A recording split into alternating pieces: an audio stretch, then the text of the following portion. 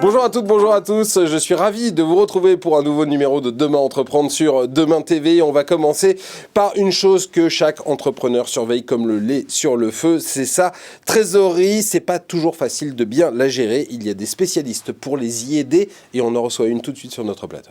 Et on reçoit Jennifer Sarfati, bonjour. Bonjour. Vous êtes la présidente de Art Group, cabinet de conseil en gestion de trésorerie et en transaction banking. On va revenir sur cette deuxième notion un peu après, mais d'abord, la gestion de la trésorerie, qu'est-ce que vous apportez à vos clients ?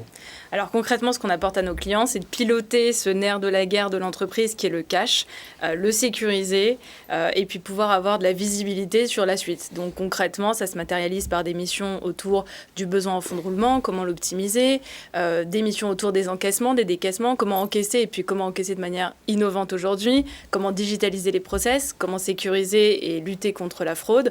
Toutes ces choses finalement qui vont permettre à une entreprise d'être sereine et de pouvoir se développer concrètement. Il y a peut-être des gens qui nous regardent et qui ont justement des problèmes d'encaissement. C'est très compliqué parfois d'encaisser l'argent une fois qu'on a envoyé la facture. Quels sont les trucs que vous donnez ? Quels sont les conseils que vous apportez à vos clients justement ? Alors déjà, le premier conseil, c'est d'envoyer la facture en temps et en heure. Donc de ne pas traîner déjà en interne, puisqu'on a tendance à se dire 1 jour, 2 jours, 3 jours, c'est pas grave. Mais finalement, 3 jours, ça décale. Et si en plus vous êtes en paiement de fin de mois, vous pouvez vous prendre tout de suite 1 mois supplémentaire. Donc envoyez la facture. Surtout, avant même d'envoyer la facture, identifier le bon interlocuteur à qui l'envoyer, mettre les bonnes références, vérifier même avec l'entreprise avec laquelle vous allez travailler, qu'est-ce qu'il faut mettre dans la facture. Le numéro de bon de commande, etc. Exactement, toutes ouais. ces choses qui font que vous allez réconcilier directement votre paiement. Et puis ensuite, vous mettre une petite alerte. Alors soit vous avez un logiciel qui fait ça très bien, soit vous mettez l'alerte pour que le jour où le délai est dépassé, au premier jour, vous levez votre téléphone, vous envoyez un mail en disant voilà, j'attendais le paiement, où est-ce qu'il est ? Donc tout un process. Ça, c'est la gestion de la trésorerie. Maintenant, la deuxième notion, transaction banking. Qu'est-ce que c'est que le transaction banking ? Alors, le transaction banking, c'est les activités de cash management et de trade finance au sein des banques. Donc, c'est le deuxième type de client que nous, on a, ce sont les banques. Et c'est tout ce qui va être autour des moyens de paiement.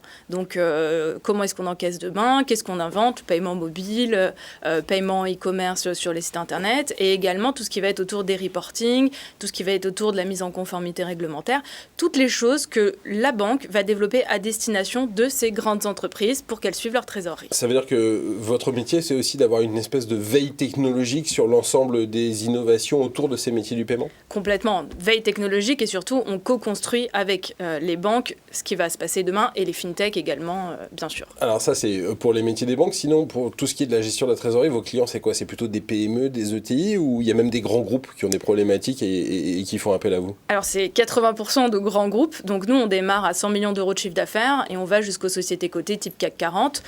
100 millions d'euros de chiffre d'affaires, voire plus, avant que la société soit cotée, c'est vraiment structurer cette direction de trésorerie, puisque quand on démarre une société et qu'elle va fortement croître, au début, on fait un petit peu ça dans notre coin et puis on saisit virement par virement. Et puis, quand vous commencez à être très gros, vous ne pouvez plus faire ça.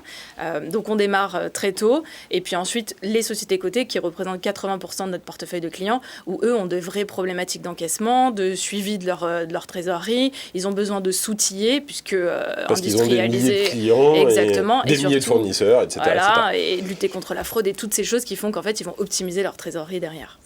Votre objectif, c'est d'aller ailleurs qu'en France ? Quel marché, avec quelle ambition ?